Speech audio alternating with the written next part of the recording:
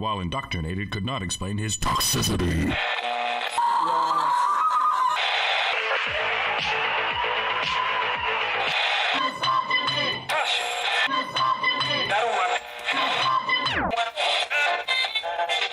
You should not listen to men's rights advocates if you want to know what they have to say.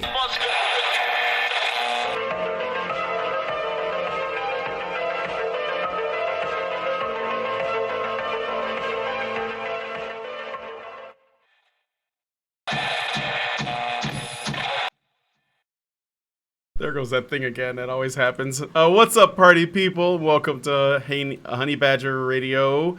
This is our HBR news show, and we are on number 174, Jacksonville Shootings, The Black Lung Returns, and Screwing ISIS for Greater Tolerance. I am your host, Brian Martinez, and I am here with my esteemed alt-right entitled rape apologizing, room cleaning, incel, red pill, Reddit posting, fedora tipping, fascist Pepe loving, Trump supporting, Nazi apologizing, This Is America memeing, women enslaving, poo-poo heads, to look at the best feels, funnies, and what the fucks, to discuss Clam Slam Badger style. Let's get right into it, shall we? Today's panel consists of the usual suspects: Mike J., Hannah Wallen, Dr. Rannemercam, and myself, the Doge in charge. We have a great show lined up for you guys today, so please be sure to continue the conversations both in the chat and in the comment section. On this week's HBR News Show, we'll be talking about the newest internet social experiment from the same gentleman that brought you, quote, walking in New York for 10 hours and only finding 2 minutes of footage worth putting up in a weak as fuck attempt to prove sexism and catcalling is pervasive. The Black Lung, the deadly shooting in Jacksonville, Florida, and more. So stay with us. It will be a good show. Also, stick around afterwards for the patron-only after show. Barry Weiss, the journalist who wrote a piece about the intellectual dark web, at least that's where I know her name from, has now written a new opinion piece on the Asia Argento case. Yes, that's right. It's pronounced Asia Argento. Sorry, it's just the way it's pronounced. So if you hear somebody say Asia, just correct them. Asia Argento's case, called Asia Argento Proves Once Again That Women Are Human Beings. This is the piece she wrote in the wake of all that has happened. And we're going to go ahead and find out what it is that she's trying to say in the after show. I'm sure it absolutely won't cause any spontaneous vomiting or desires to pour bleach into your eyes. Oh, you're a human being. Oh, yes. Me too. Anyway, if you guys would like to participate in our after shows, either as an audience member or participant, please consider becoming a patron at www.patreon.com/honeybadgerradio. And if you don't want to wake up one morning to find yourself unable to find our content because YouTube finally dropped the axe on our channel, go to badgerfeed.com. That's badgerfeed.com. So we are going to get into the stories right away. First one we're going to be talking about is the Tinder trap. A woman, this is usually how a lot of these stories start off. A woman. Well, I thought it was going to be a trap, to be fair. No, as far as I know, this is a real woman, unless there's a twist that I'm unaware of. It's a different kind of trap. It's the Admiral Akbar kind of trap. Yes. It's an actual trap, not a trap. Not a trap, not a trap. You know what I mean. A woman duped hundreds, if not thousands, of men to meet her on a Tinder date that turned out to be a social experiment. The premise for the experiment was to show that, quote, disqualifying, unquote, dating options on Tinder based on trivial details in someone's appearance is shitty. To pull off the stunt, the masterminds behind the project ended up lying to thousands of men and wasting their time. Then blamed the anger that they displayed as part of realizing the true repulsive nature of Tinder culture. Let me further expand on that. So they pissed a bunch of men off, and then they blamed the anger that those men felt because they were duped on Tinder culture itself. So their shitty behavior isn't really their fault. It's Tinder culture.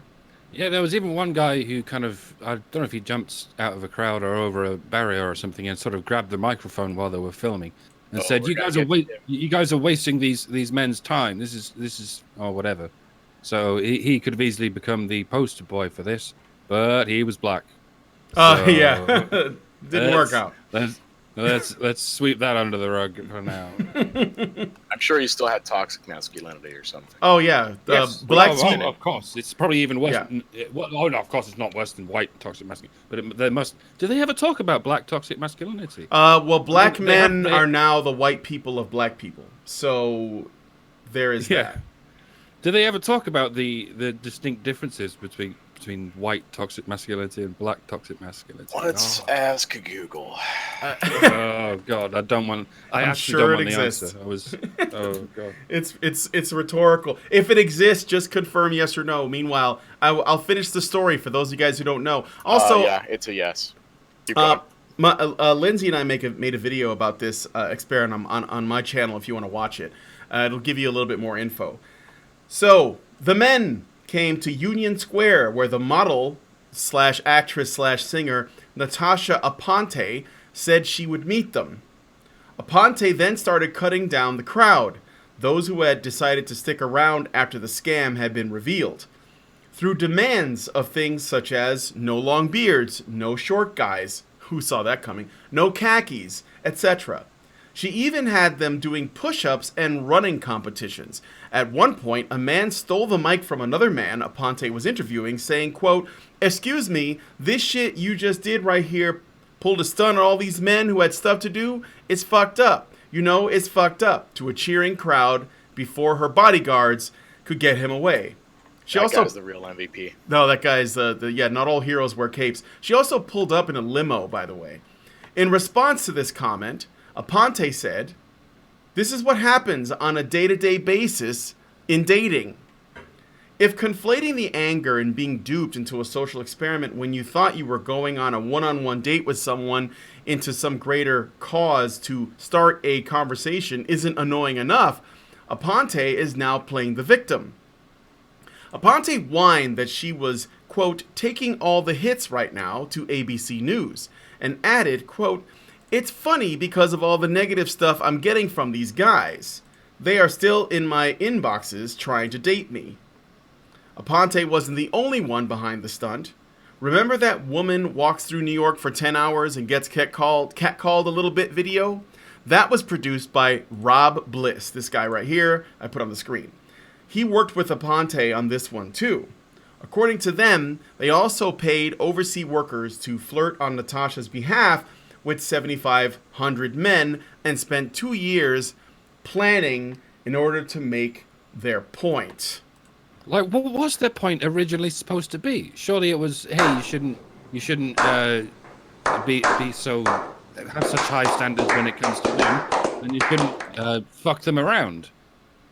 And yet, like, the conclusion they've drawn after pulling the stunt seems to be, we didn't do nothing. Like, I don't. It seems like they were bound to reach this conclusion from the first. Yeah. They're either incredibly stupid or very evil and manipulative. I'm going with stupid. Why not both? Which is how they got caught. This never fails to amaze me. Women sign up for dating sites, and then they are just shocked and appalled that the men on those sites are interested in dating them. Like, what the heck do men think women sign up for dating sites for? You know, wait. I mean, how can you be that stupid? Oh, I'm going to sign up for this dating site. Why are all these men hitting on me? Really? Like, the more popular you are, the more victimized you feel. That must be awful. That must be a fucking nightmare. What's it like? This is the shitty, spoiled princess version of humble bragging. Oh, I'm just so terribly hot that these men won't leave me alone. Poor me. Aren't I hot? You know, I'm sorry, but, you know, fuck you. I don't really care. I even if I'm not going to be responsive, even if I'm not interested, I still don't mind being hit on. I still like being hit because it's nice. You know, it's only not nice if you communicate your boundaries and somebody doesn't respect them. And it would just be just as bad the other way around if a woman doesn't respect a guy's boundaries, you know. So that's not gendered. And the difficulty of dealing with popularity if you're not accustomed to it is not a gendered thing either. And I think Mike has expressed that. So this is so stupid. And it really, Yeah. like, why join a dating site if you're going to bitch about people showing interest? You say, no, I'm not interested in you in particular, and you move on. And if somebody does something dysfunctional, you use the site's tools for stopping that, like blocking and so on.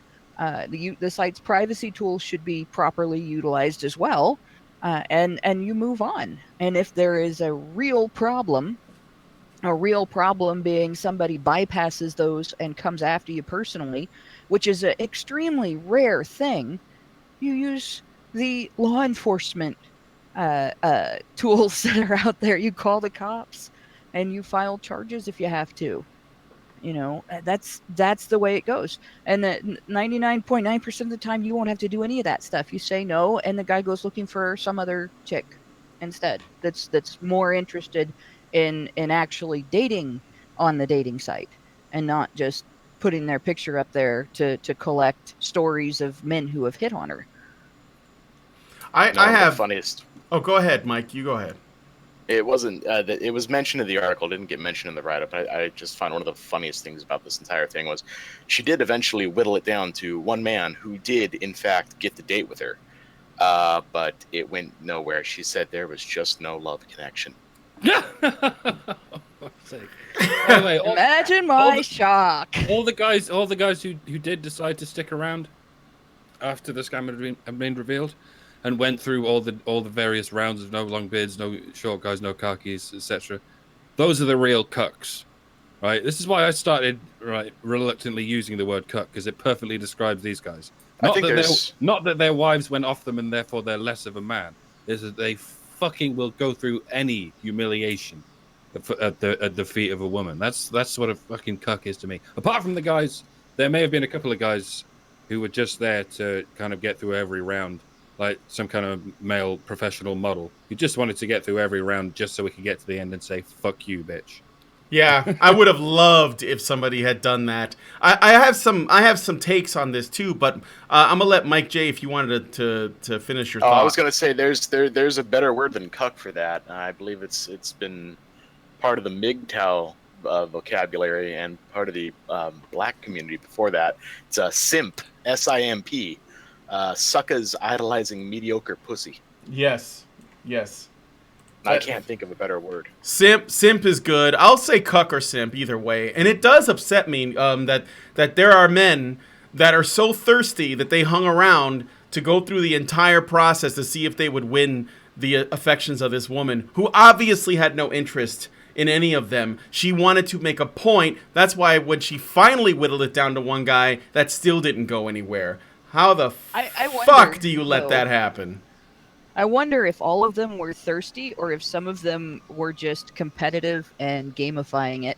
And it's possible. Not taking her seriously. Yeah, it's possible. It's possible. And I think I saw like the people who reported on the news, there was this one woman, anchor woman, that said, is it something about men that makes them want to compete? You know, so essentially not making it about her, the woman, but just about their desire to compete with each other, which is sort of like, it sort of borders on the toxic masculinity argument. And I would argue that the majority of the men that likely hung around did so because they actually did think they had a chance with her, and that it was about her. And the fact that there were so many men there made her value appear greater than it actually was. Because she got like... I wouldn't call it toxic, though. No, I'm not. mean, I wouldn't if call they it got toxic their- either. But I think that's the case that they would make. You know, that people in the media would make. You know. Yeah, my thing is though, if they got there and they discovered it was this ripoff of well, you got to compete for this chick's attention, and you know, many guys obviously would just walk away because what the hell, but some of them probably were like, you know, oh, well, I'm here already. I'm gonna have some fun. Let's see how far I can get in this competition. And I'm sure there were probably like there had to be at least one MGTOW in there going, I'm gonna do this just to turn her down at the end. And it would have been hilarious if somebody had. Yeah, I won, but screw you. I'm gonna go home. Well, I mean, that's what happened. I mean, we were told the story that she got down to one guy and they had one date that didn't go well. Maybe that's the story they're telling us. He gave her the fucking finger and walked away. Yeah. Well, it's that's possible. What I would do. I mean, there was footage of them sitting at a bench talking, but you know these things are always pretty doctored up because they're trying to tell a story. The guy who put this thing together, I'll go back and show you who he is. This gentleman, let's see, what's his name again? Rob Bliss. Rob Bliss. He looks, doesn't he look like the kid from that 70s show? Doesn't he? Like he does, like Topher Grace. You should see him when he's talking. I see his face and I just want to put my foot in his ass, but just because he reminds me of Foreman So I don't know. Well, why would you take it out on his ass? I don't understand. No, that's because I'm thinking about Red Foreman, his dad from the show, who's always threatening to put his foot in his ass. Being entirely irrational, but if you hate his face, then kick him in his face, dude. No, I don't. No, that's just the character Red from the 70 shows. I'm referencing that's. I'm referencing the show. So I'm referencing that 70 show, which is basically his father is always threatening to put his foot in his ass. That's like a running joke. Okay. So. All right. Never mind. I'm with it now. I'm down with the kids now. Yes, there you go. We're all right. Probably one of those shows that never made it across the. It should have because it's good. No, it's completely, wholly unfamiliar in this corner of Europe. Anyway. Oh yeah, Tommy Chung is in it all the time, as well as Alice Cooper makes appearances. But anyway, because there's all kinds of pot references. If there are some things that I think that this social experiment should have proven to people who are paying attention is how powerful gynocentrism is. A woman pulls up in a limousine, spends a great deal of time getting done up with makeup professionally, and is shot as though she is some kind of feminine idol, while thousands of men wait, to see if they have a chance to get her affections. And when it is revealed that it is simply a contest and that she is going to swipe left, which is essentially a way of rejecting people based on any kind of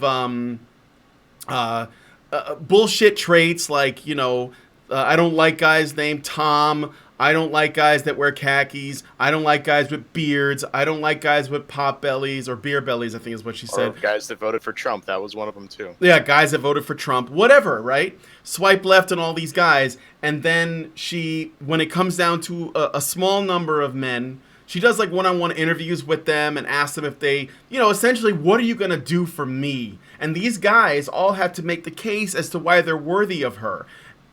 All that's what it should prove. That's what people should take from this. Because there is no fucking way in hell that there is going to be a man that's going to be able to get thousands of women to wait for him in a place, then show up and say, I'm going to have all of you people compete for me.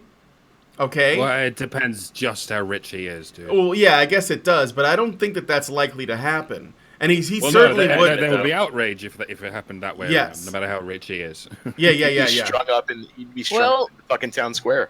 A guy wouldn't get the number of women, but there are TV shows based on that. There was The Bachelor and The Bachelorette, and there was competition, but those were all like everybody knew ahead of time what they were getting into.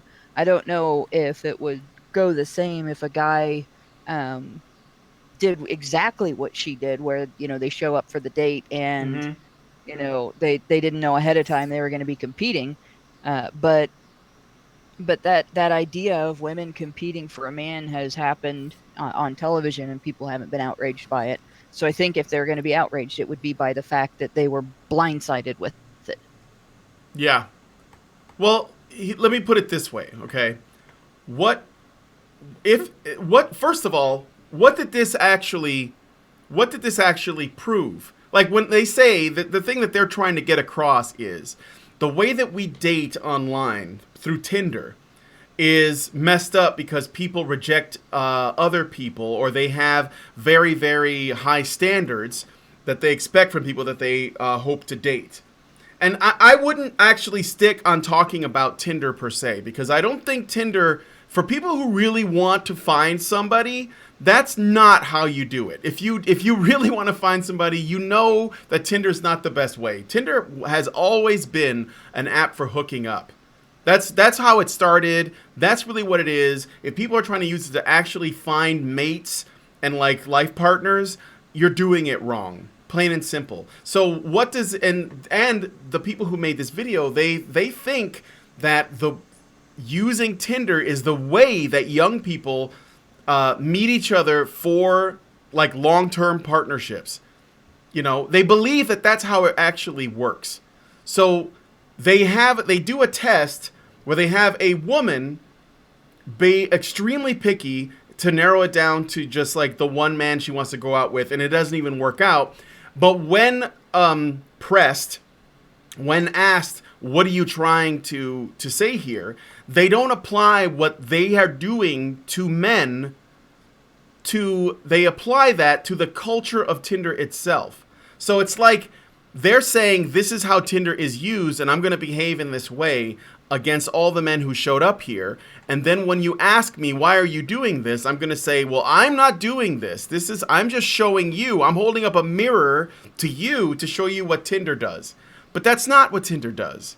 What she's doing. That's what she's doing. And that's actually her responsibility. And I know that what they're doing is, is supposed to be some kind of social experiment, but I don't think they're going to learn anything from that. And that's evidenced by the fact that she played the victim after she upset all these guys with what she did. Because there are men, I mean, some of them might be, again, using Tinder wrong to try to find somebody they actually want to date, and there are probably a number that are trying to hook up or whatever, but she is criticizing the behavior that she is doing, but not taking responsibility, and instead blaming that on the entire culture of Tinder herself, as though she knows exactly that's how it actually goes.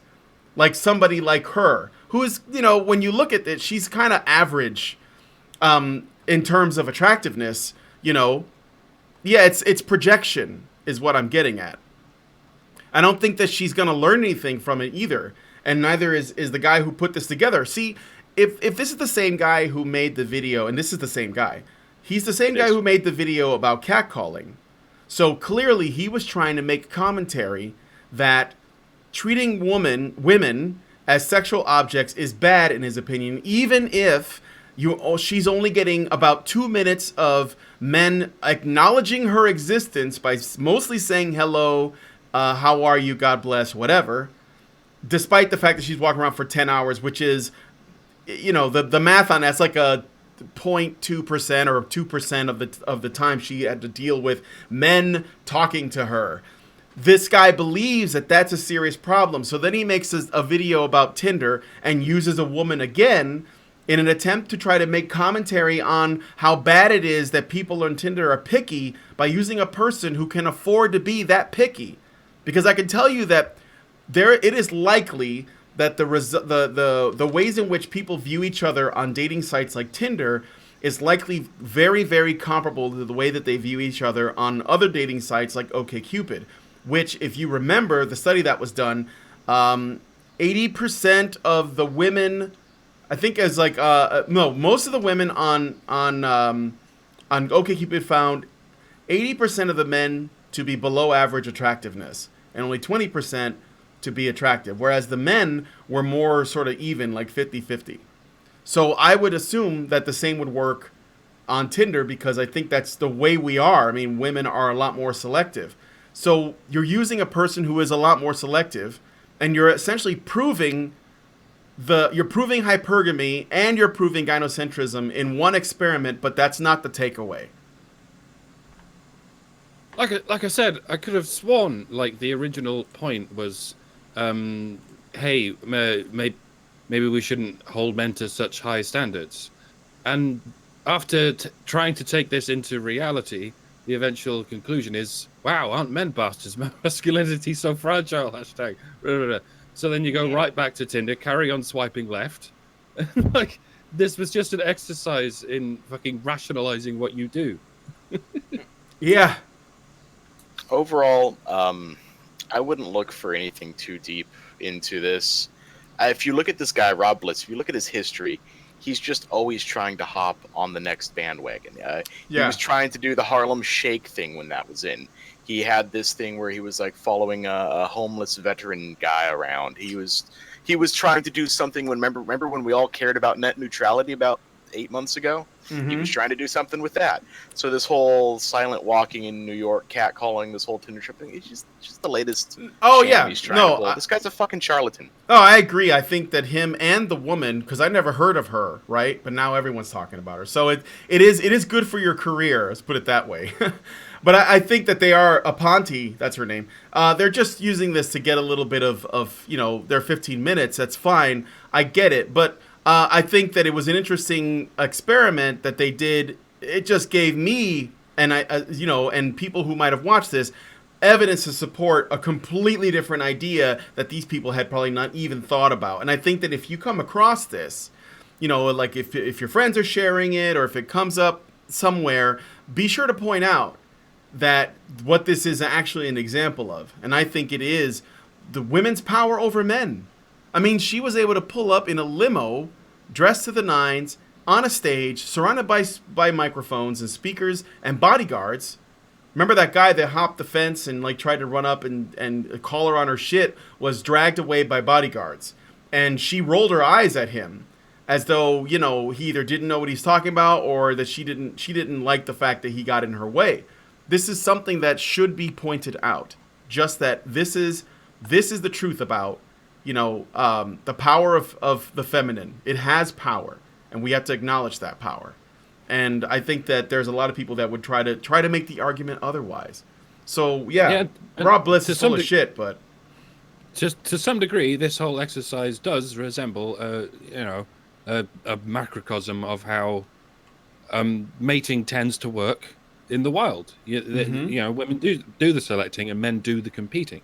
So I'm not saying we should we should not expect this kind of thing to ever happen. No, there's going to be routines a little bit like this for as long as we are organisms like this. As long as we're aware that that's what's going on and we don't twist it into upside down land, even when it's magnified into a spectacle like this, Mm-hmm. All right, I got some super chats, and then we're going to move on to the next story. But I did a video with Lindsay on this on my channel, so feel free to check it out if you want to see more on this story. All right, Ciara De Flora says, soy boy alert in reference to Rob Bliss. French Honey Badger gives us $5 and says, was the social experiment a criticism of women or men? See, it was her behavior, but then she was saying this is the way dating is. This is the way Tinder culture is. It's a pattern of blaming individual behavior on a culture. And we're going to get to that later when we talk about the Jacksonville shooting, which is what is the same idea. Individual behavior can be useful tools to criticize culture. Joey Jojo gives us $5 and says, this story makes me angry. Dating is such a rigged game against most men. I am sticking with escorts and soon robots. I've never used an online dating site because I would have to insert the option no feminists. And I imagine I would not be allowed to do that. In fact, that wouldn't even be the right way of saying it, because there's some feminists who are actually one decent argument away from coming to their senses. So what you'd have to say is no gynocentrists, please. No one who instinctively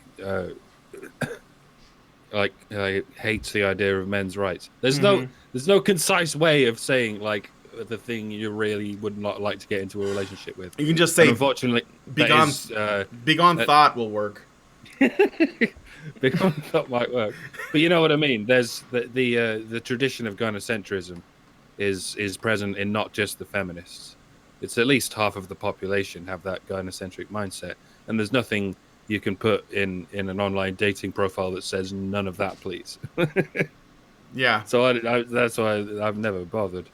You just try and do it organically. There's another issue that I don't think a lot of people talk about with online dating. You find people that are really compatible potential friends on online. I dated a lot before I got married, and most of the people I met and dated were really great people.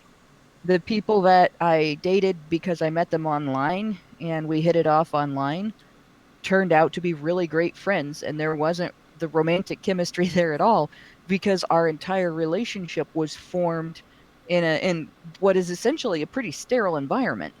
And I know that people can meet online and have, very passionate and loving relationships and everything, but it's not something to set up as a goal, because more often than not you are going to meet somebody that you have a lot in common intellectually, you might have a lot in common emotionally or psychologically, but at the same time it's not enough to make a relationship.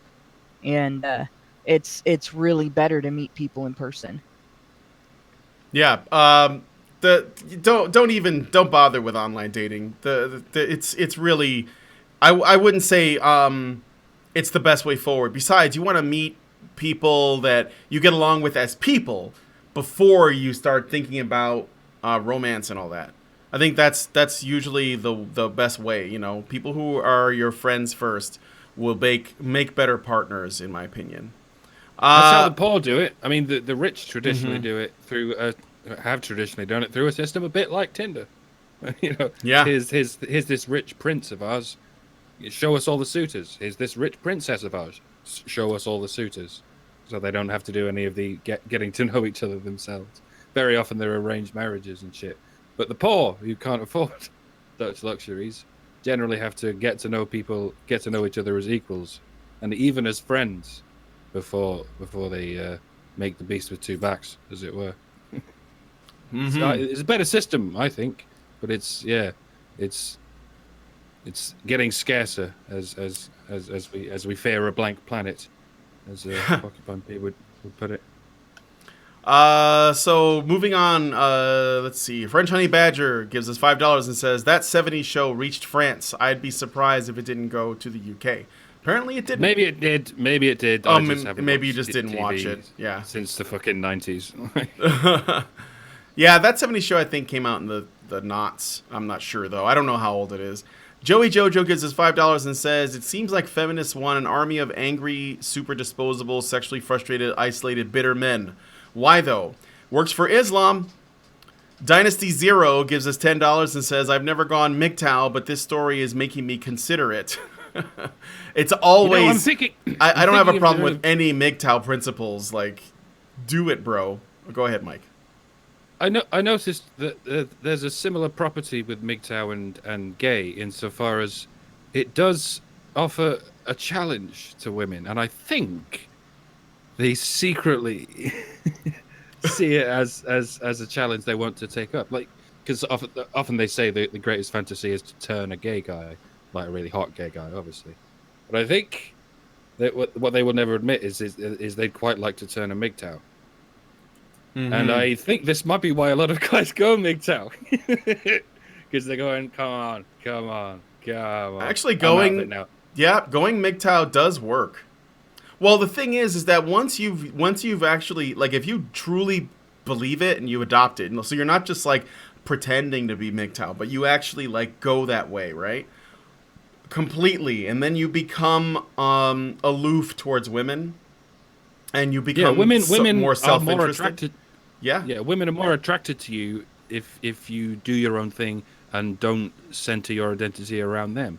Exactly. Not normally, like in a normal, like in the wild, perhaps. If you socialize them enough, so to speak, into a gynocentric dogma, then you can change that. It's true. It's like when you. Well, go ahead, Hannah. Go ahead. I was gonna say one of the greatest aphrodisiacs for a woman is the unavailability of the guy in question. If he's not available, if he's married, if he's not interested, if he's gay, whatever it is, that seems to trigger some sort of an instinct in so many women. And I watched this. I see this with especially my younger brother. Like I don't think he ever didn't have a girlfriend from the time he was in the 4th grade. And the few times that he was single, like he was maybe single for a day or two before the next girl jumped in. They would be waiting in the wings, and it was largely, a lot of it was because he was a great guy. He's always been a great guy, but and he looks like our dad, and he was always a handsome young guy and everything, so he always attracted girls and everything. But there was a fervor that would sort of build up when they found out he was taken. Oh, you're taken. Well, I'm just going to compete with that bitch, and we'll see who wins. And people recognize that guys are competitive over women. They don't necessarily realize that girls are competitive over guys. And I watched that happen for years with him. Sometimes it drove him nuts, and sometimes, it was a lot of fun for him. But in the long run, it was pretty obvious that being not focused on, I'm going to get the next girl, I'm going to get the next girl, I'm desperate to be with a girl, I need a girl, that kind of thing, that made a big difference. The fact that he was focused on what he was doing and what he was interested in and what he wanted to do with his life and what he wanted to be when he grew up and all that other stuff, that was the biggest motivator in girls chasing him. Even like he hung out with other guys that were good looking, and they did not get chased as much because they were hooked, and he got chased just incessantly. So it makes a big difference just not being focused on getting with girls. Like, I've been MGTOW out for a good 4 years now, and y'all have got no idea how often I've had sex. Maybe I'm just not mentioning it. Maybe. All I know is that does actually tend to work, which is the ironic thing about it. Is like guys who are worried about getting with women, if you stop worrying about it and you just focus on yourself and you start working on just you, ironically, you will attract women. So, I swear to God, it's true. I swear to God. All right, moving on with the rest of these super chats. CR DeFlora gets another $5 and says maybe her parents couldn't display what a normal relationship is and also has daddy issues. Possibly. Either that or she knows that she had no intention on dating anyone and just wanted to use this to become a little bit more famous. Hoki Bukisa gives us $5 and says online dating leaves you powerless. Don't do it. It's shit. I will tell you, the it's shit part is, I added that on. He didn't say that. It is, I did it for a while, and I got a few dates, and I'm telling you, they were some of the most fucked up women. So just, I don't know. I would, if you were to ask me what I think, I would say don't do it, because I think you're worth more than that. Honestly, I think you're worth more than that. And by the way, I watch all of Hagbard Celine's videos. Don't know if anyone else does. But a few months ago, he told the story of how he ended up in prison, and it's because he'd had drugs in his place for a long time by then. But one time, he brought a thought into his bedroom, didn't quite respond to those thoughts' advances in the way she wanted him to, and that thought bolted out of that place, phoned the police, and that's why he went to prison. So be very, very fucking careful what kind of thoughts you invite into your house, or give your address to, or whatever. Yeah. Especially if you have anything illegal on your property. Don't take thoughts home. Just take them to a lookout point or something. Don't take thoughts home.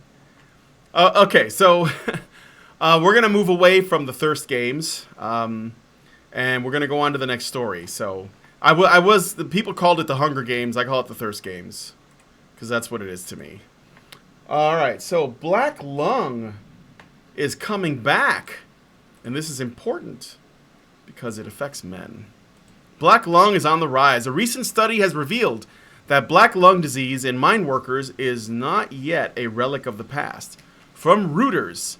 Since the 1990s, annual numbers of U.S. coal miners with new confirmed cases of an advanced form of so-called black lung disease known as progressive massive fibrosis have been steadily rising. Black lung disease is caused by an overexposure to coal mine dust. The symptoms are debilitating and can lead to respiratory distress. The study noted that Central Appalachian miners in Kentucky, Pennsylvania, Virginia, and West Virginia are particularly affected. It's an entirely preventable disease, and every case is an important representation of a failure to prevent this disease, said lead study author Kirsten Elmberg of the University of Illinois at Chicago and the National Institute for Occupational Safety and Health in Morgantown, West Virginia. Emily Sarver, a mining and minerals engineer at Virginia Tech in Blacksburg, who wasn't involved in the study, said, quote, "This is a real and very complex problem. Unlike safety issues, which are oftentimes apparent or can be identified and mitigated quickly, the exposure response time with many health issues is quite long. If I am exposed to hazardous dust today, for example, it may not impact my lungs for a decade or more, and I may experience a different outcome than another person exposed to the same dust." The study looked at 314,000 miners, so not a small study, who applied for federal Black Lung Program benefits between 1970 and 2016.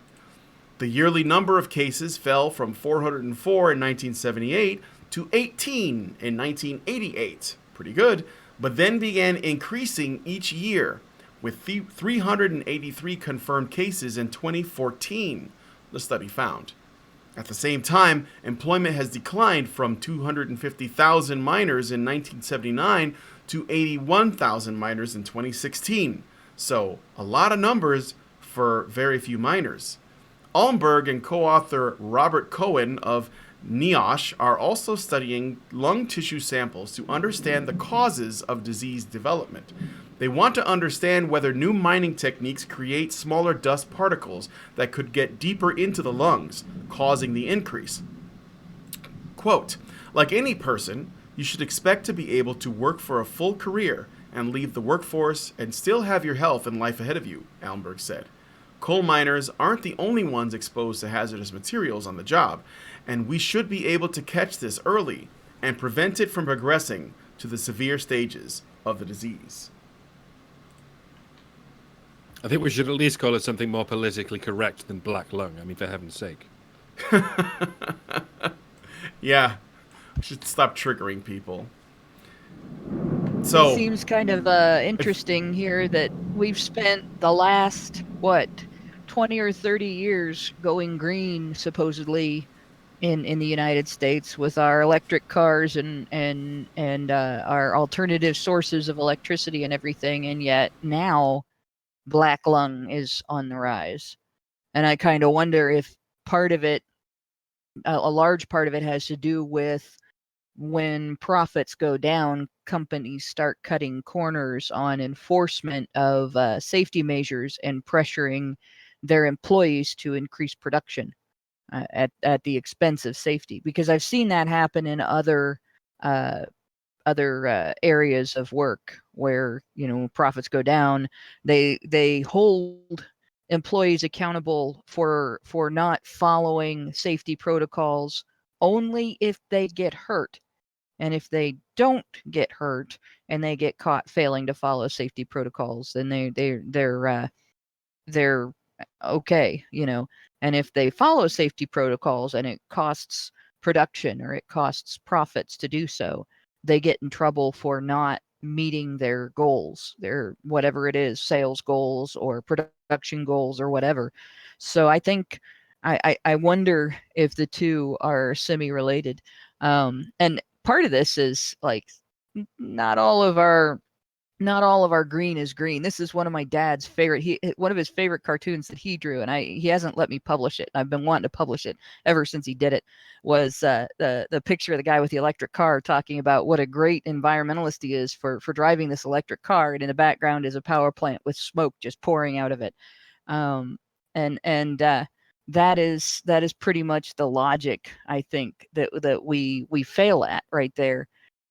With this attack on the coal industry. And in the end, the people who get hurt are the workers.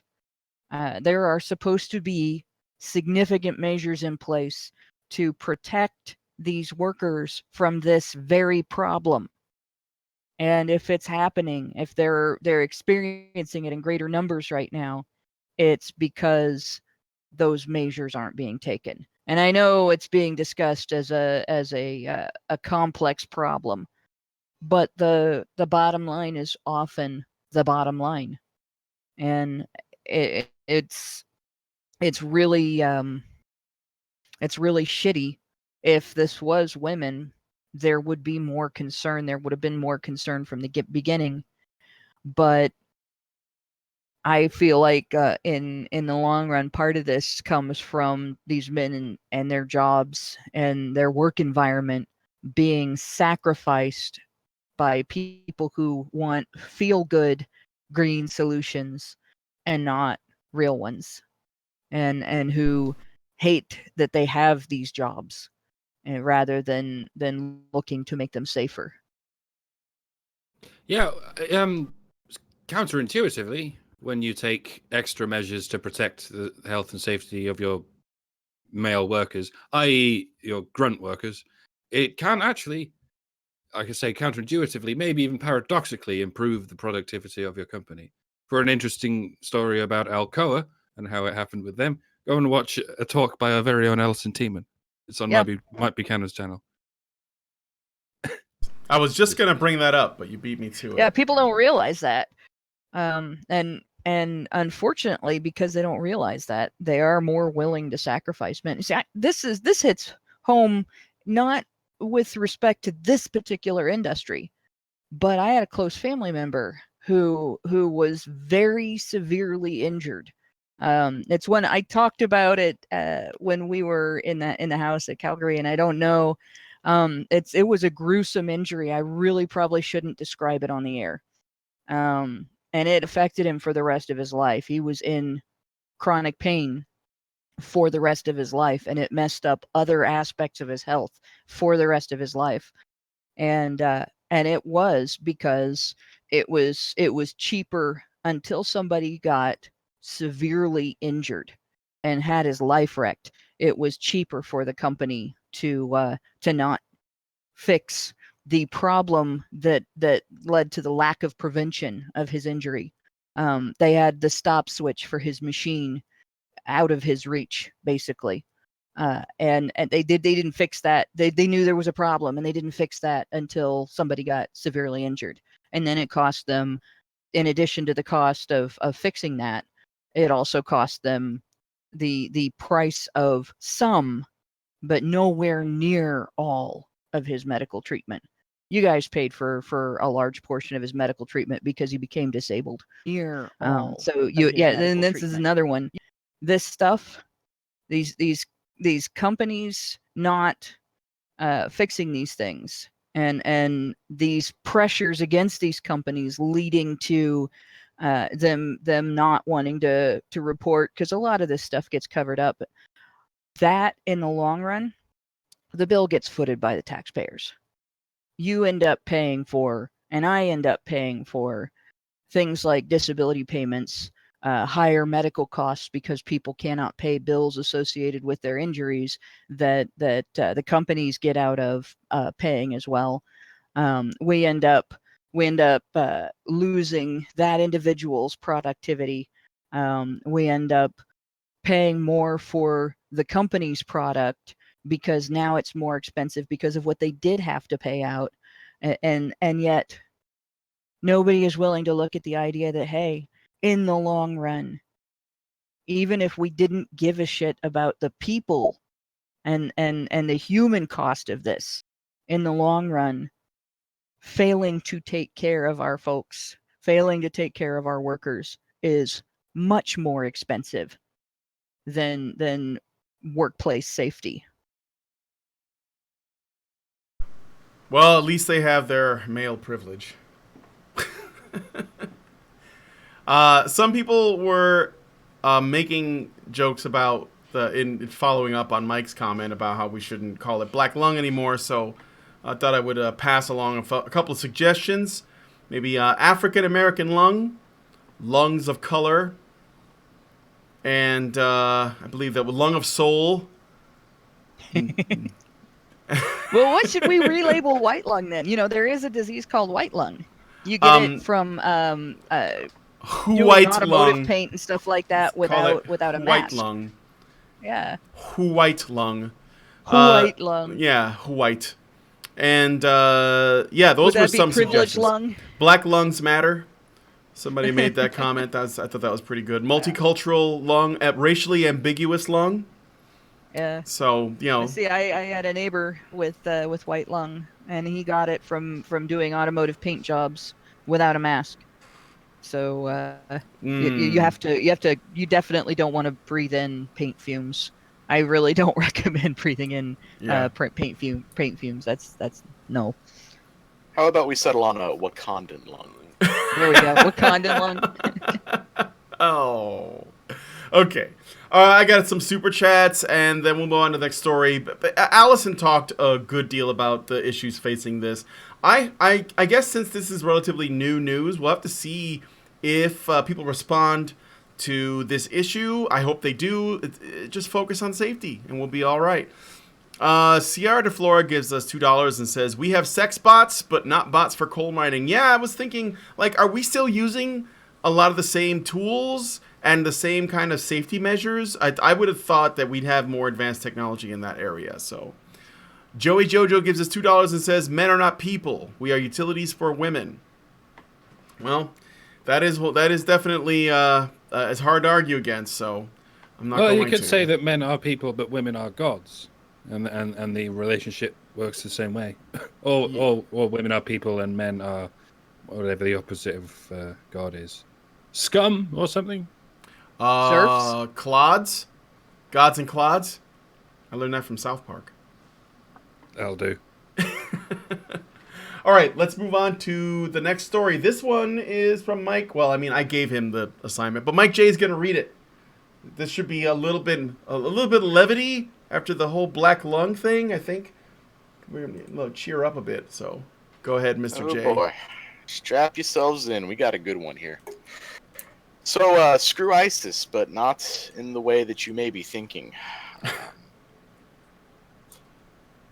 Carly Esmaili, game developer and head of accounts for Cards Against Humanity, yes, that Cards Against Humanity, is working on an unusual dating sim entitled Super Patriotic Dating Simulator.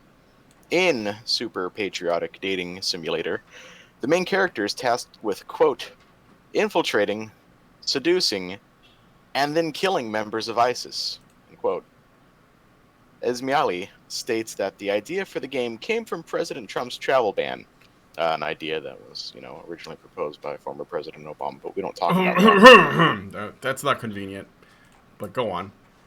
Quote, that really brought a lot of anger out of me as a writer. Like I mentioned, I have a background in comedy, and when I feel that kind of anger, what it makes me want to do is satirize it, is make fun of it, to find the humor and the ridiculousness of the situation, end quote. Esmaili continues.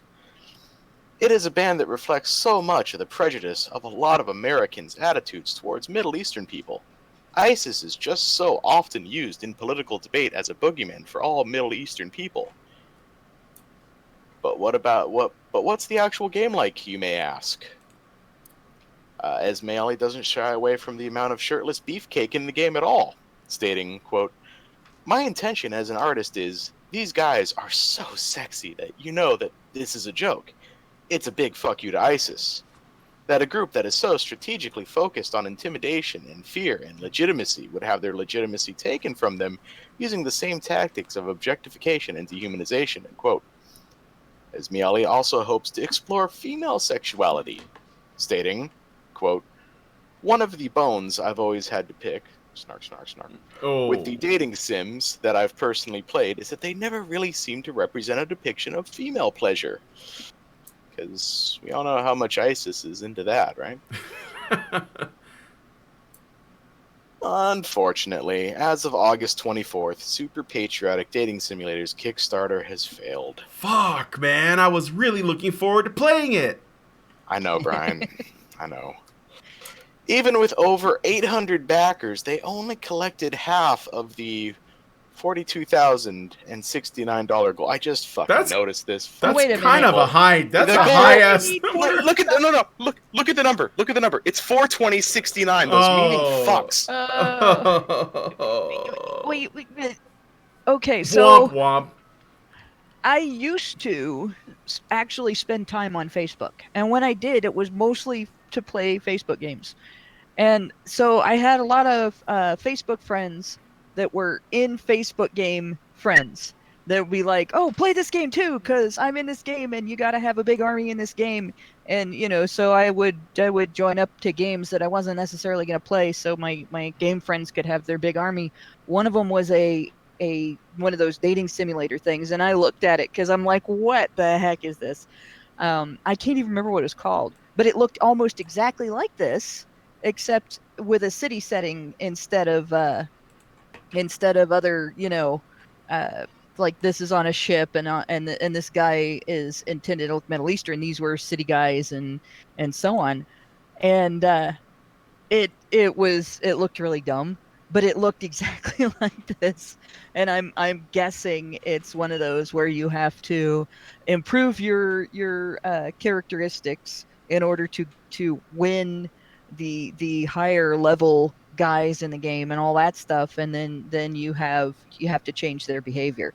And that's pretty much what the dating simulator was. You get the guys to change their behavior for you, and then you have won, because that's apparently the goal of all women, which was another reason I like, what the hell is this stupid shit? But these games were talked about on the men's rights subreddit at that time, and she's acting like this is some kind of a new thing, and there is no type of game that focuses on the woman's enjoyment. All of those games focused on the woman's enjoyment. It was just that she got her enjoyment from manipulating guys and getting them to spend money on her. It wasn't changing their behavior by getting them to quit ISIS, but it was the same thing. She's doing nothing new, and the people that did this didn't have fundraisers. They just did it. They didn't need a dime from anybody. They just did it. And believe it or not, it looked like there were people spending money on the game, because there were aspects of the game that were, you had to pay to get them and stuff. I guess you would call them similar to paying for skins, for character skins. But why anybody would spend money on that for a game like that on Facebook is beyond me. But there were definitely people I saw that looked like they were doing it, and so this is nothing new. And the way that people make money in that kind of game, they don't do it. They don't make the money ahead of time. They make money because they get people interested in aspects of the game and wanting things in the game that they can't have if they don't pay for them. And then they get people to spend money on the game. Or they actually run in-game ads, which were also taking place in that game. So they don't need a fundraiser. She could have done this without a fundraiser. I don't know if this was. I don't think this is going to be a Facebook game. I think this is just going to be like a graphic novel style dating sim, something that's She standalone. still could have done it without a fundraiser. She could have done every aspect of it. I mean, they could have done it with a prior to 20K production that they banked up without a fundraiser. Yeah, and if she really needed to raise the funds, she could have made a simple Facebook version and used it to fund a full version of the game, and it would have been successful. Because there are people on Facebook that will play anything, and they will pay to play it. Yeah, she doesn't seem like the kind of person that she probably couldn't have finished it. I mean, she's asking for a lot. 42 grand for a dating sim. There's nothing really happening in it.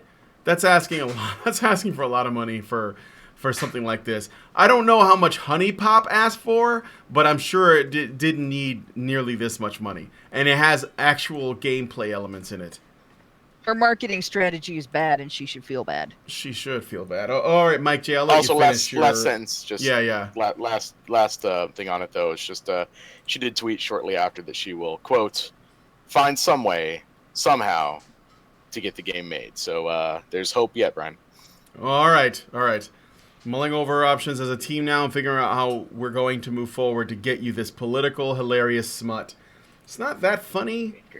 But okay. Yeah, I mean, Maybe don't ask for We're a gonna get this- ridiculous amount of money next time. Yeah. We're gonna get this piece of shit made no matter what. But I had to because I could make a meme out of it. 42069. Get it, dudes? Get it? Get it? It's like- Jeez. Anyway, yeah. So I thought that was funny. I don't know, like what. So she tries to say what, exploring female sexuality, and because it's so unusual to objectify men. Meanwhile, look at these pictures. They look kind of like the images that she's using look like they're right off of any number of romance novels. It's just really funny that she thinks that this is like new unexplored territory. Female all they sexuality. need is a woman in a all they need is a woman in a dress that looks like it was made to wear to the Renaissance fair with the bodice ripped. Yeah, right. The top part is ripped off, or she's got like a nightgown. It's semi see-through, like you see the silhouette of her legs, and she's like in the bedroom looking scared, and this guy's in the window like some kind of animal. Because that's always how it is. Where he's carrying her off someplace. They just shipwrecked somewhere. So yeah, it's just it's just kind of dumb, and I thought I would share it. I don't know what she was trying to start a conversation around. Oh yeah, ISIS, because I need people to think differently about Middle Eastern people. So let me use ISIS because I want to make a commentary. She accused everyone else of using ISIS as a metaphor for all Middle Eastern people, and then what has she done here? Yeah, right. It's so dumb. It's because somebody asked real quick.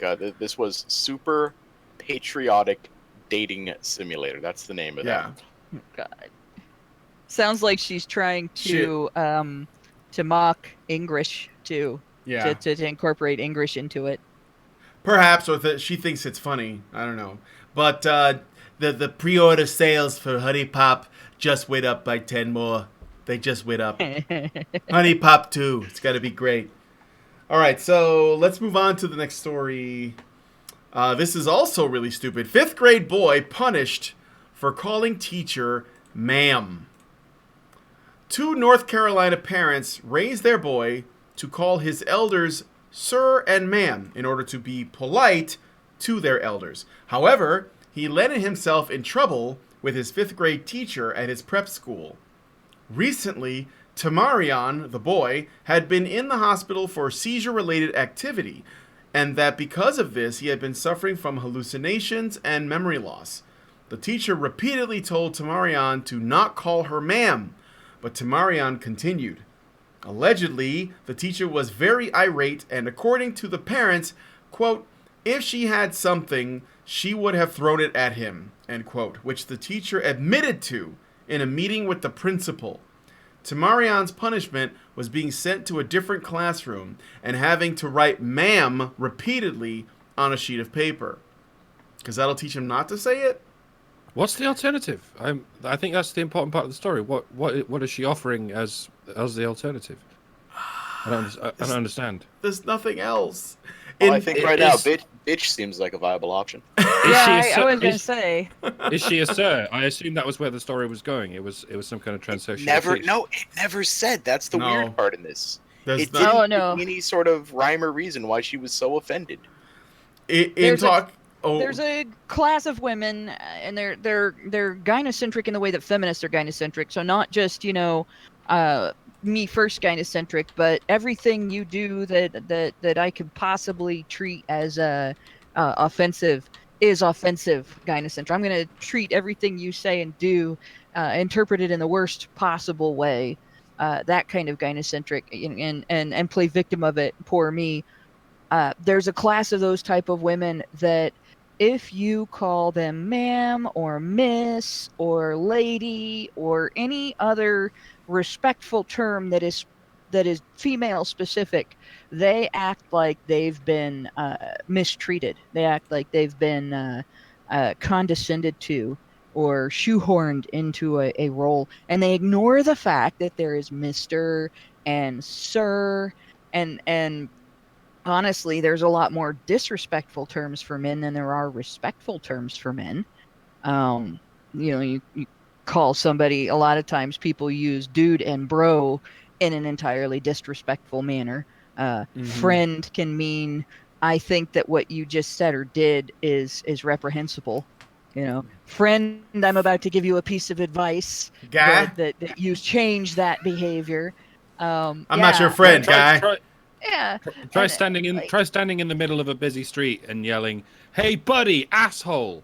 Yeah, See how exactly. many male heads turn and see how many female heads turn. It's And just the male ones. I've started to see the spectrum of those since I started arguing politics online under the name Onero script and forums where you don't have a picture and you don't necessarily give another name, and people just assume, hey, that's a guy, because I'm not gynocentric.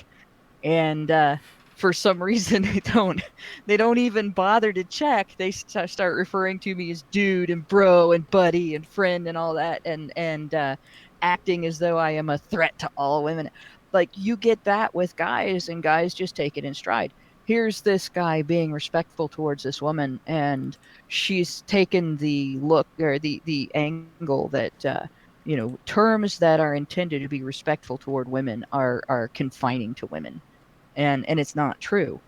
And the other thing about this is, I'm not surprised to discover that the guy was suffering from hallucinations, because he mistook this woman for a rational adult, and she's obviously not one. Um, but I was just gonna that say, was I my think, kid. yeah, If that was my kid, I would have had that woman's job. Yeah. After everything that it said he'd been through, the health problems he was having, and the psychological problems that he was dealing with at that point, and this woman abused him in the classroom for having memory troubles and perception difficulties, and an actual disorder that interfered with his ability to socially interact with her. She abused him and punished him for that. And she's in a teaching position. It's a good thing they're not. It's a good thing they're not in Canada, or she could have also charged him with a crime. Yeah, The wrong pronoun. this is insane. She should be out of that teaching position. She should not have a teacher's license. There are plenty of other people that would do her job better. And this woman deserves to be unemployed. It's a little She bit could work better. in retail. I don't think it was mentioned in the write-up, but there's also this really great little quote from the article. Adding to their anger was how the teacher allegedly told Tamarian during the encounter that, quote, if she had something, she would have thrown it at him. Yeah, I read which that one parents out. Said Yeah. the teacher admitted later the next day. Mm-hmm. Yeah, I read that out. I was just going to say, I can't... Here's the thing.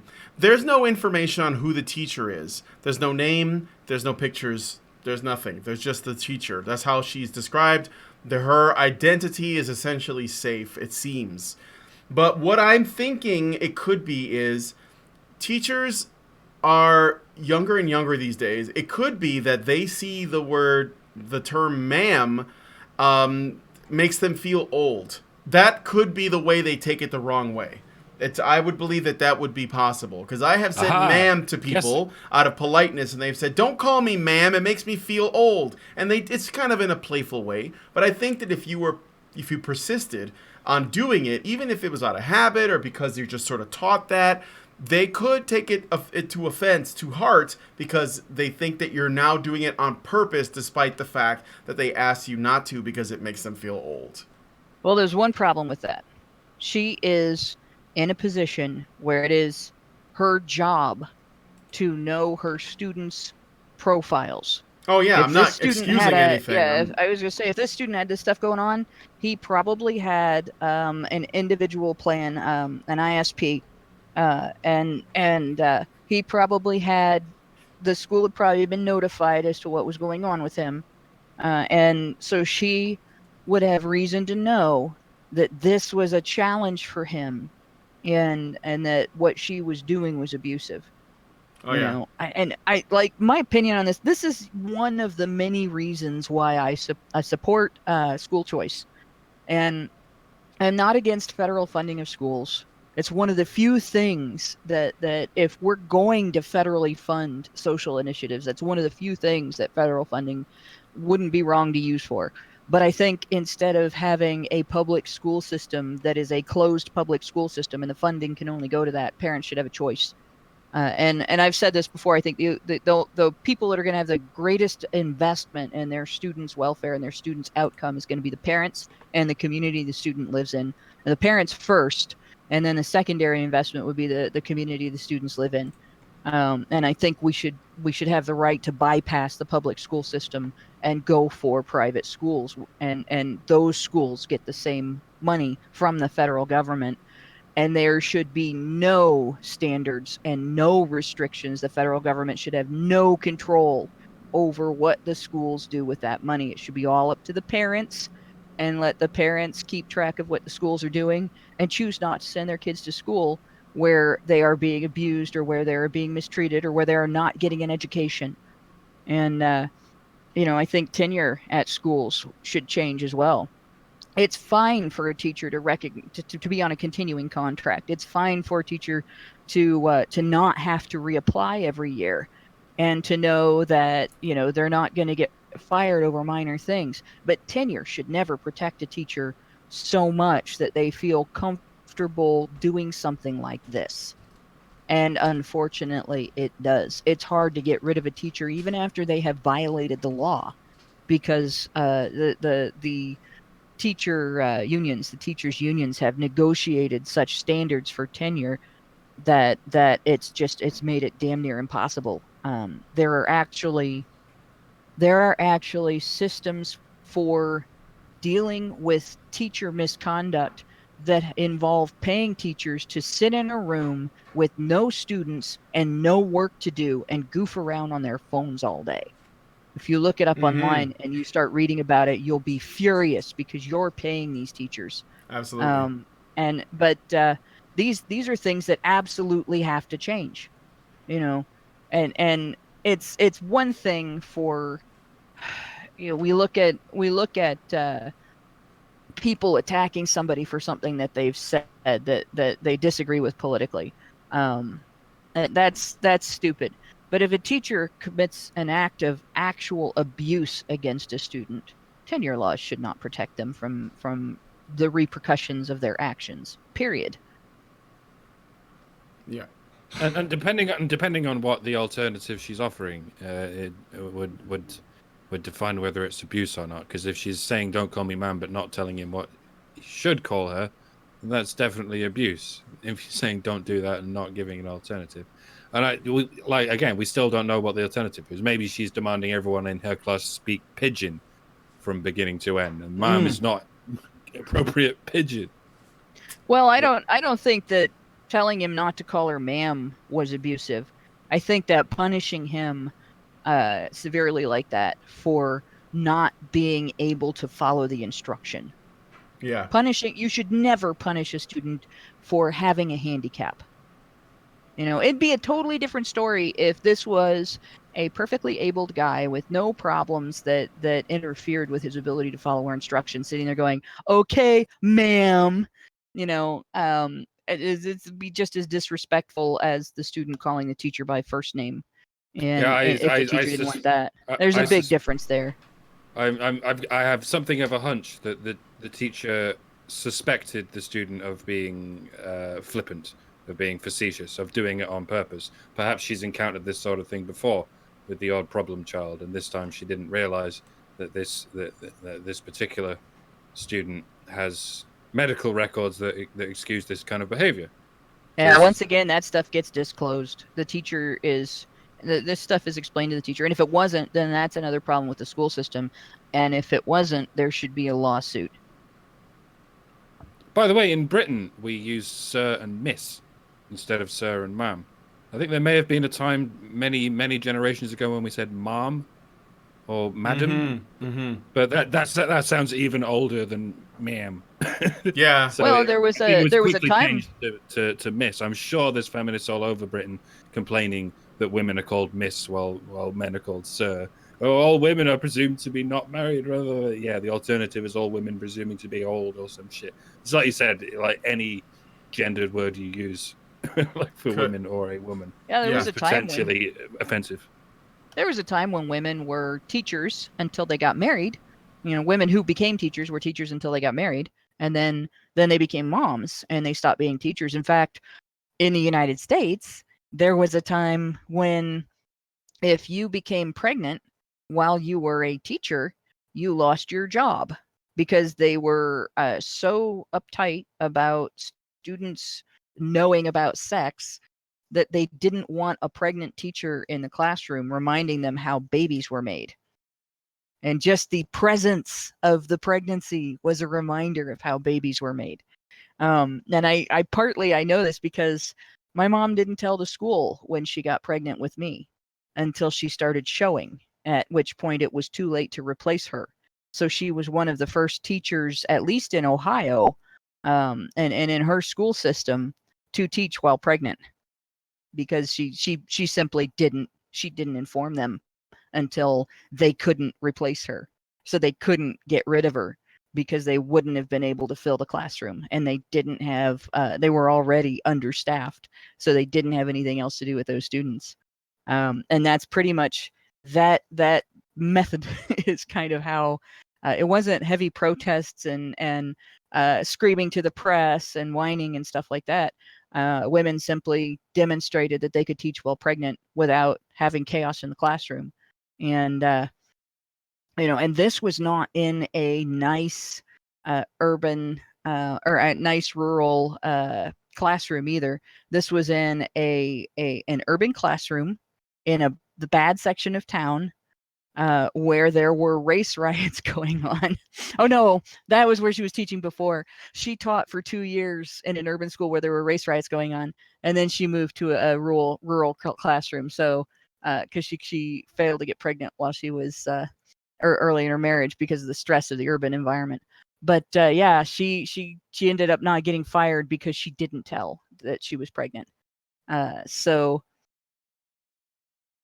there was reason why it was normal to call teachers Miss instead of Mrs. You didn't have a lot of married teachers, because once they got pregnant, they were not allowed in the classroom anymore. Strange how it's inappropriate to call your male teacher Mister. Hey, Mister, that would be considered rude. Yeah. But, on a side note, if you want to know why I'm so combative, my mom, when she was teaching in that urban environment during race riots, we're talking like 1969, she had gang members stand up in her classroom to fight it out with a knife and a chain. Both of them towered over her. She's 5 foot tall now. She was 5'5" at the time, and she managed to subdue them both without any violence, and stop the fight. That's basically, she was intimidating enough and easily taken seriously enough that she did not have to threaten them physically, and she had the authority and the presence to stop that fight without that. Just this tiny little skinny 100 pounds soaking wet with rocks in her pockets woman. So like this idea that teachers have to abuse their kids into behaving the way they want, it's rather galling to me. Wow. Your mom sounds tough as nails. All right, well, I want to finish the article off. In talking to the local ABC News outlet, his parents said that, quote, "It wasn't right, it wasn't professional. As a teacher, it wasn't appropriate." They also said that if it happened to my son, I'm pretty sure if not a week, a day, a month, a year, it will occur to somebody else's child. So, just wanted to finish off the article. Definitely leave your thoughts on that. I'm going to do the super chats, and then we'll move on to the next story. Let's see. Here we go. Mr. Roboto gives us $2 and says 50 Shades of ISIS for the women. This is in reference to the game. I was just thinking that if they ever made that game a thing, it could be like a dating game mixed with Dark Souls. I think that would be how you can make it interesting. You want to make that $42,000? Put some Dark Souls gameplay in there. Dark Souls of dating games, Brian? Yeah, the Dark Souls of dating games. Maybe include some stealth elements if you have the right outfit. Then they will probably demand that you wear. Joey Jojo gives us $2 and says public schools are terrible places for boys. Yes, they are. Mr. Roboto gives us $2 and says he could have called her "Hey Cat Lady." I would have called her. Well, I would have said, "What do you want me to call you?" I guess, but. Diego Madero gives us 20 Mexican dollars and says, "Greetings from Mexico City." Hello, Diego. How are you doing? All right. So, moving on to the next story, we're going to be talking about Jacksonville because, we had to talk about Jacksonville. Mike J, if you could. All right, bringing it down a notch here. A little somber today. Tragedy in Jacksonville during a Madden NFL 2019 tournament held in Jacksonville, Florida, at the Jacksonville Landing. David Katz, age 24, was one of the many competitors.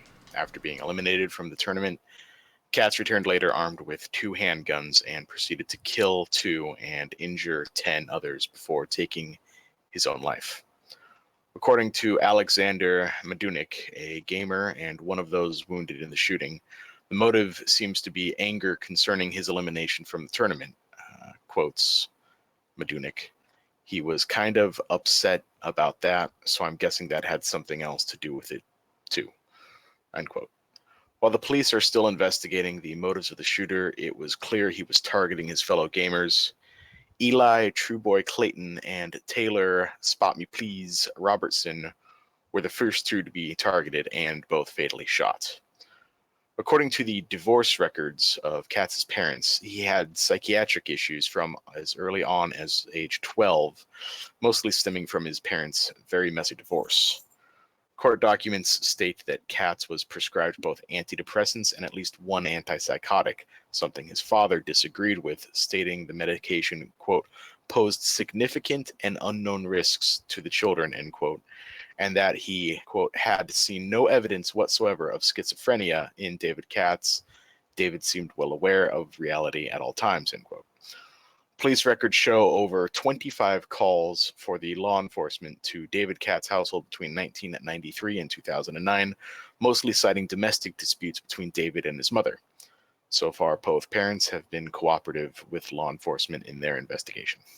By the way, it's just as easy to get, well, even easier to get someone killed through swatting, by the way, and that's never in the news anything like as much. I noticed. In fact, the first death by swatting wasn't considered even a major news story. So just saying, you could take all the guns away, you can take all the hundreds of millions of guns away, they'll still be able to kill each other by swatting them. Well, I want to point something else out too. The presence of psychiatric meds, in particular antidepressants, selective serotonin reuptake inhibitors, seems to be a consistent factor, in fact, an almost constant factor in mass shootings. The only one that I can think of post people starting to keep track of this that we don't know for sure is I think we don't know for sure if the Vegas shooter was on any medications, but just from personal experience from back when the steroids I was on for my asthma caused me all kinds of problems. I think I've mentioned the old lady who swallowed the fly syndrome with doctors, where they give you a drug to treat a medical condition, and then they give you a drug to treat the side effects of that drug, and then they give you another drug to treat the side effects of that drug, and so on. And at some point, that's going to include SSRIs, antipsychotics, and drugs to keep you from experiencing the digestive problems that these other drugs cause. So you'll have antacids also, and then you'll have drugs to keep you from being constipated. And this combination of all these chemicals that they are putting into people's bodies, they do not know all of the effects that they're creating. And they don't find this stuff out until years and years later. And this happened with me when I was in school. They had me on a particular steroid, a frequent use of particular types of antibiotics, antihistamines, decongestants, and these antidepressants and so on.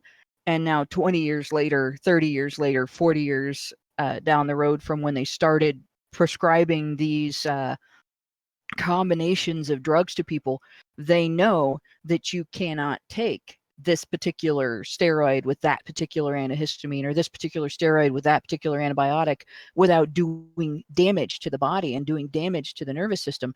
Well, with selective serotonin reuptake inhibitors, one of the effects is they're an anti-anxiety drug. And they may not get rid of the depression. You may have depression, you may have intrusive thoughts. They use them to treat like everything. You had a bad day, here, have some Prozac. You got dumped, here, have some Prozac. Oh, you're grieving the death of your spouse, here, have some Prozac. And I hate to be down on Prozac, but it was like the one of the first ones on the market, and it's the one they gave me.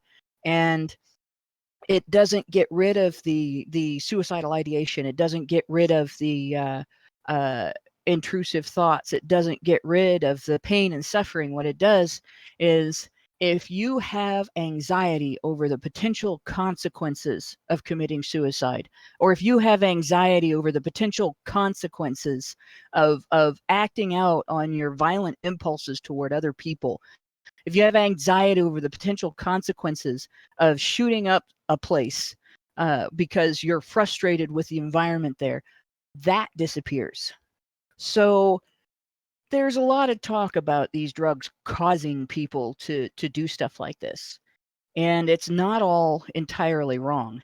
The arguments against it that these people didn't come up with the ideas because of the pills. No, they didn't. That's true. The pills just stop them from having anxiety over the potential consequences, the potential results of their actions. And it is an egregious area of tolerated malpractice that our society allows, and that the medical profession allows, and that hasn't been addressed, that we are just drugging the shit out of young boys and young men. We are drugging them into submission. We are drugging them for not being girls. We are drugging them for having their own interests. We are drugging them for having feelings about the way things are in their lives, instead of dealing with what's going on with them, what they need, what's happening to them, and what's normal for them.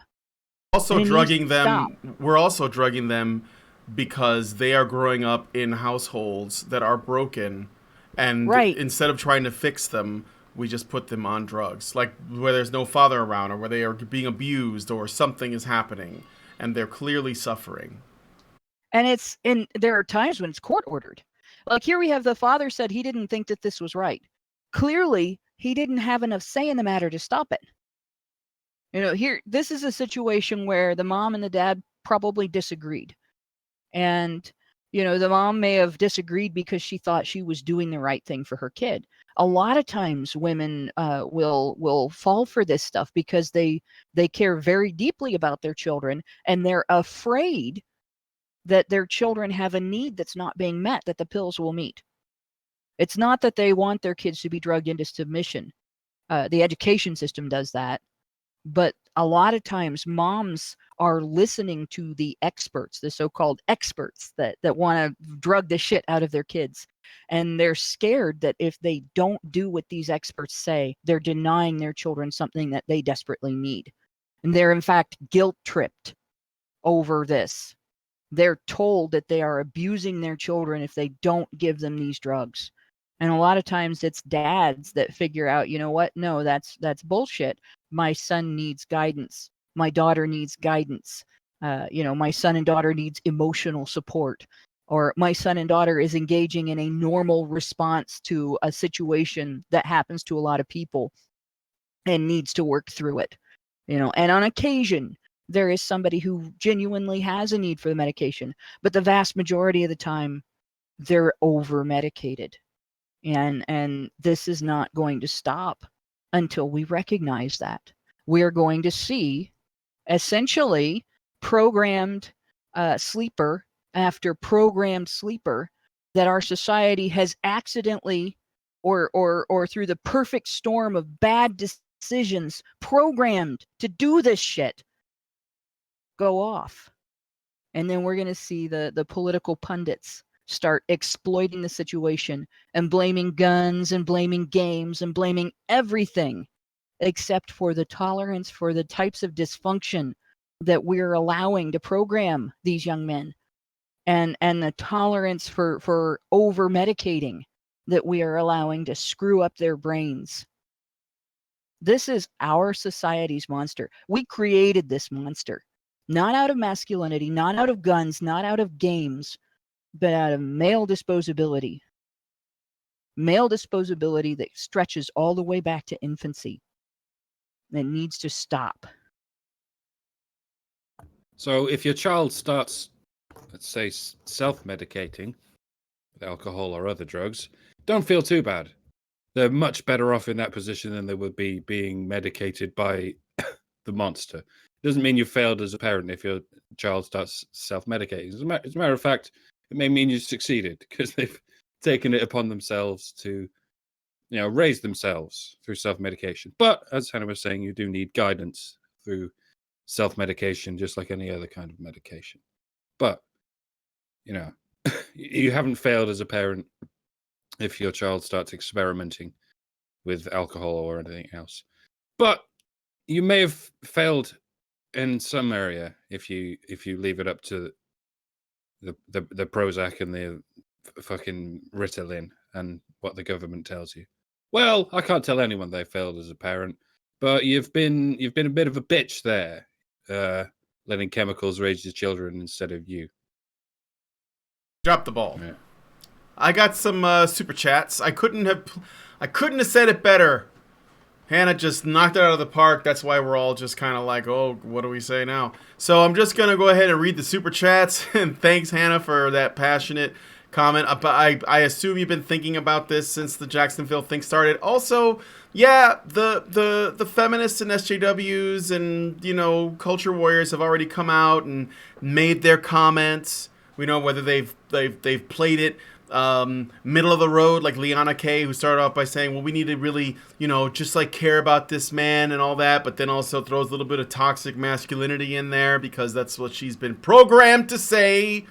And then people like Tariq Nasheed, who just see opportunity in any tragedy to politicize it. So Field of Bears gives us $5 and says, so when do we see Kotaku telling us the NFL causes mass shootings?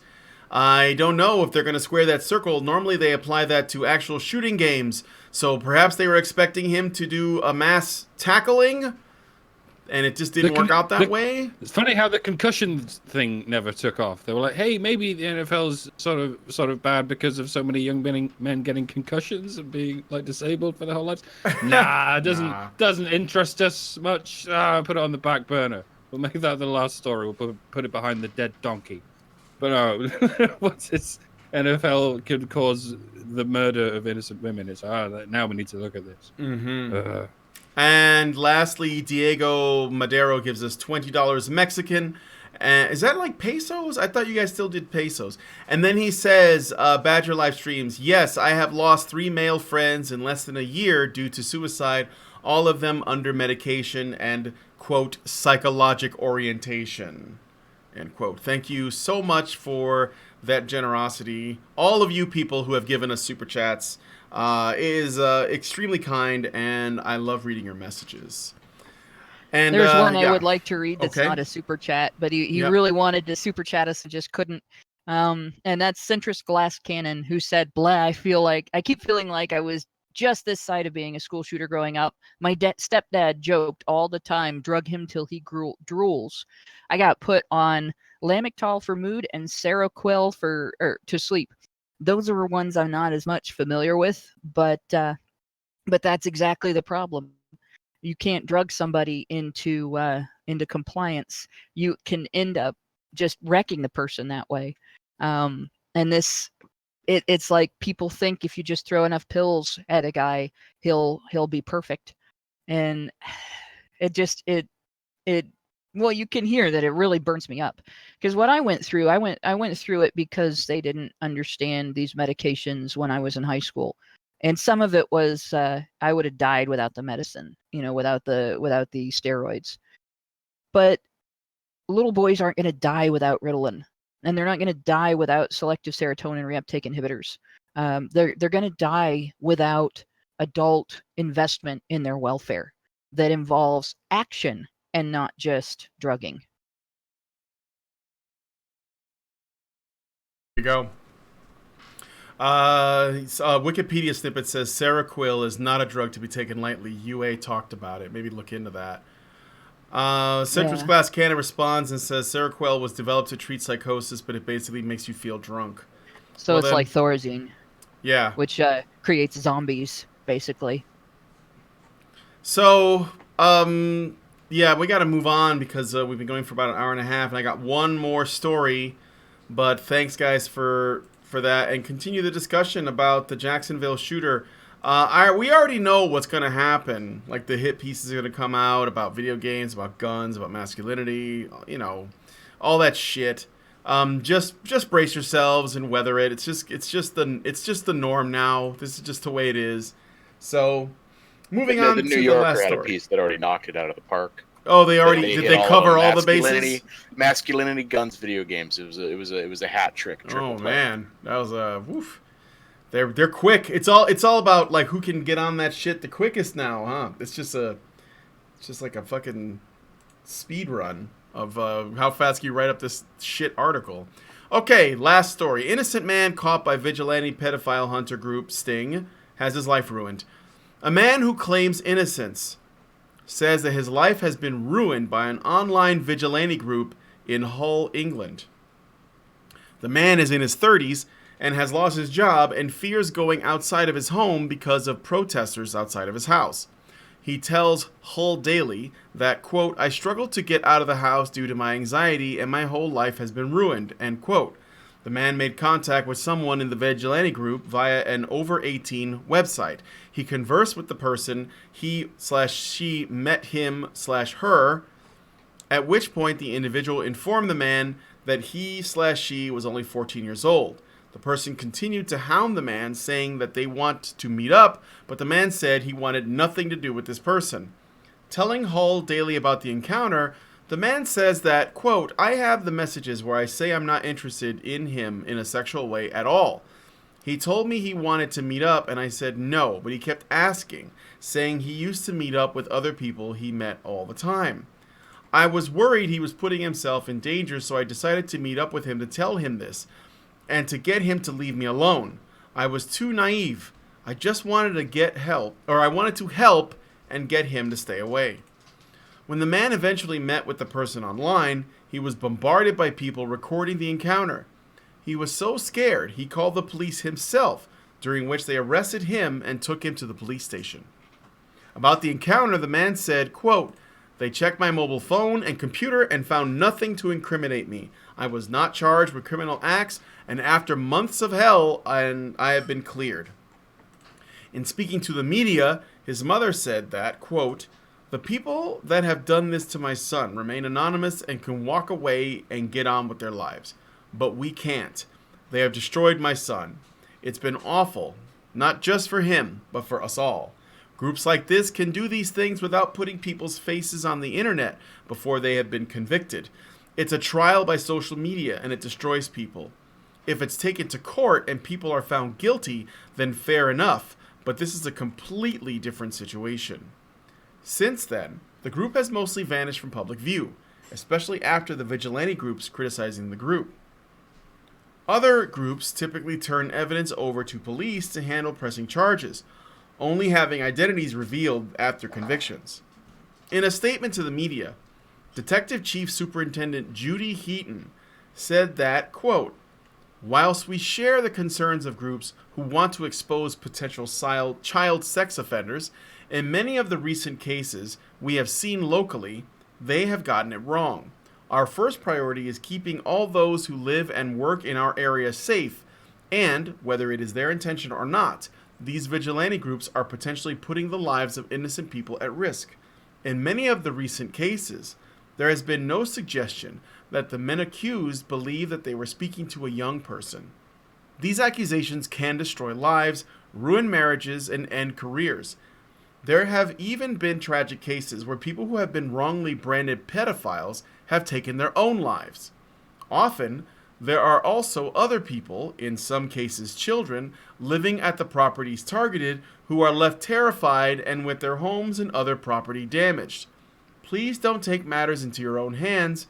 We have an expert team to tackle internet sexual offenders who work tirelessly to identify and target sex offenders. Well, these people are clearly pedo defenders and pedo sympathizers. That's all we need to know. All right. This has been HBR News. Thanks for tuning in, everyone. See you next week.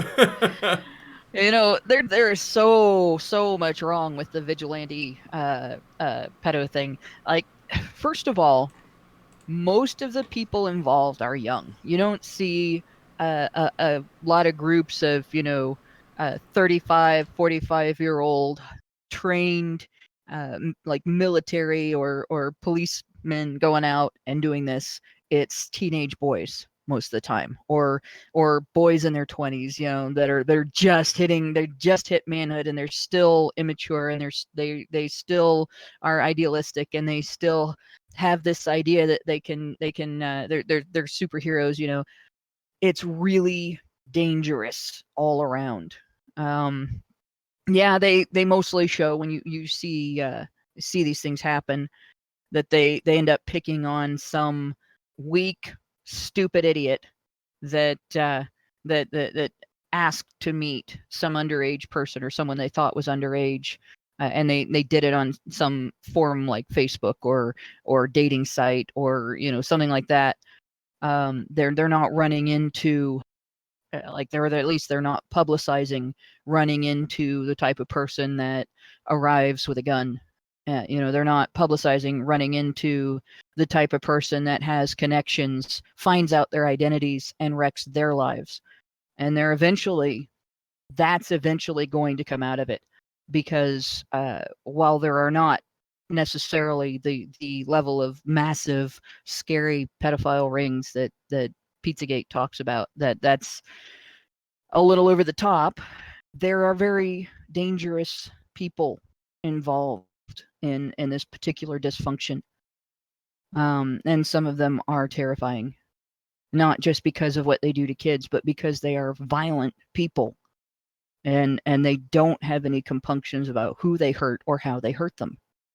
So that's the first thing. Even if everybody they went after was guilty, they are endangering themselves unnecessarily. If you are the type of person who wants to do something about the pedophile problem and wants to catch pedophiles and help prevent them from having access to children, once you get the information that they are willing to meet a young person, you don't go meet them. You turn that information over to the police. You tell the police where they're going to go to meet this supposed young person, and you let the police meet them. And that's the first thing. The second thing is, don't entrap people. You're not catching criminals if you entrap people. You are catching whoever is weak enough to finally give in to your badgering.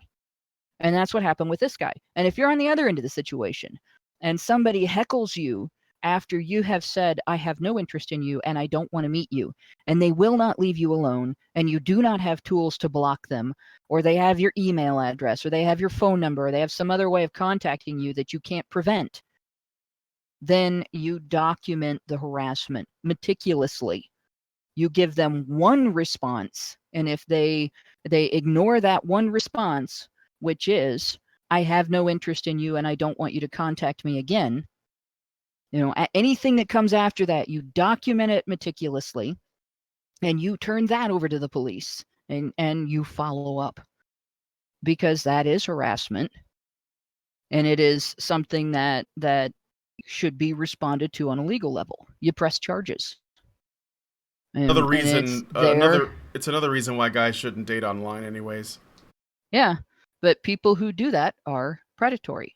And if you do have a communication with somebody online that you're going to meet, even if they tell you they're 27 years old, or 37, whatever, however old you are, you document that communication too, because you never know if you're going to run into one of these groups of liars. It's just bad all around. And they're as imperfect as our legal system is right now, as imperfect as our law enforcement system is right now, vigilantism is even less perfect. Vigilantism is untrained. You make more mistakes than the cops. You can screw up a case. You can hurt innocent people. You can get hurt for nothing. Just don't do it. And don't let somebody do it to you.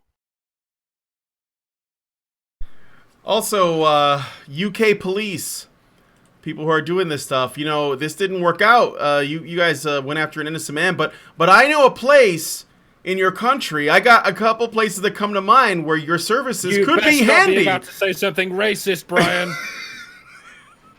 I'm just saying. I've heard there are areas in your country that could use a little bit of attention.